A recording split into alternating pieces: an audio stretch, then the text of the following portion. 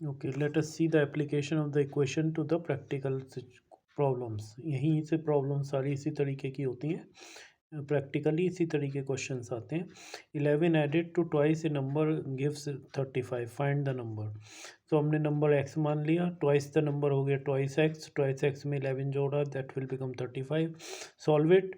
11 को साइड में ले जाते हैं, राइट साइड में शिफ्ट करते हैं, माइनस हो जाएगा 2x is equal to 35 minus 11 that is 24।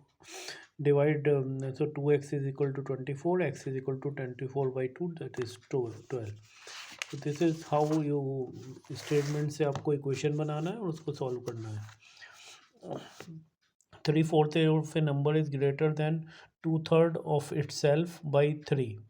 So 3/4 of A number x number मान लिया, 3/4 of A number x is greater than, यानी 3/4 of A x minus 2/3 of x, 2/3 of x से कितना ज़्यादा है 7। तो 3/4 of A number is greater than it's 2/3 of x by 7। इसको solve करना है। 4 और 3 का एलसीएम 12 है, 12 से मल्टीप्लाई कर दीजिए दोनों तरफ, तो ये क्वेश्चन हो जाएगी 9x minus 8x is equal to 84, x is equal to 84, number is 84।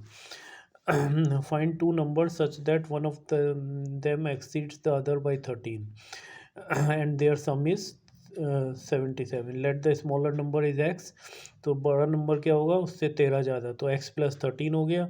Some of to number 77 है, x प्लस 13 इज 77। सॉल्व करके x की वैल्यू निकाल सकते हैं। 13 को इधर ले गए हैं, पहले माइनस में कर दिया है, 2x is 77 माइनस 13, सॉल्व करके x की वैल्यू निकाल सकते हैं। एक्स की वैल्यू निकल गई तो दूसरा नंबर हम निकाल सकते हैं, एक्स प्लस 13 करके। क्वेश्चन में दोनों नंबर पूछे गए, इसलिए दोनों नंबर निकालने पे ही पूरे मार्क्स मिलेंगे, be careful. The sum of two consecutive integer is 49, find the numbers. Let the one number is x, तो दूसरा कॉन्जिक्यूटिव इंटीजर क्या हो गया, एक्स प्लस 1। दोनों का इंटीजर का सम क्या है 49, x plus 1 is equal to 49, x की सॉल्व करके एक्स की वैल्यू निकाल। ये भी सिंपल है, ऐसे क्वेश्चंस आते हैं। कॉन्जिक्यूटिव 2 हो सकता है, कॉन्जिक्यूटिव 3 हो सकता है, उसके हिसाब से आप इक्वेशन बना सकते हैं।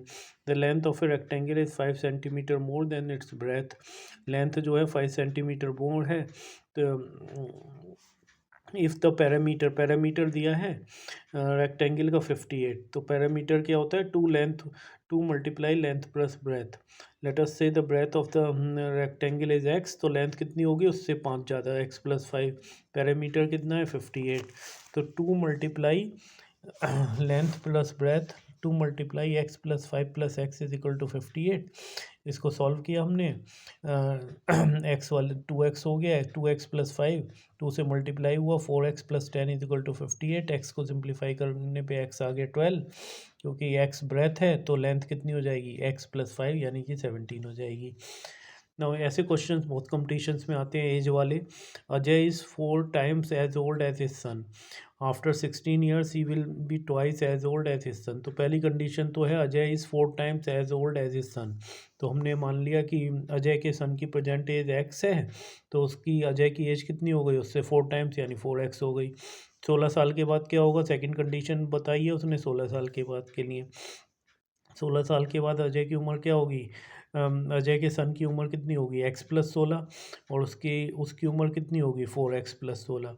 अब उसने कहा 16 साल बाद अजय की उम्र उसके सन की उम्र की दुगनी हो जाएगी, तो अजय की उम्र कितनी है 4x प्लस 16, और उसके सन की उम्र कितनी है x प्लस 16। इसको 2 से मल्टीप्लाई कर देंगे तो अजय की उम्र और उसके सन की उम्र बराबर हो जाएगी। तो हमने क्या किया है, अजय की उम्र उसके सन की उम्र की, यानी अजय की उम्र सन की उम्र की दुगनी है, तो अगर हम सन की उम्र को 2 से मल्टीप्लाई कर देते हैं तो वो अजय की उम्र के बराबर हो जाएगी।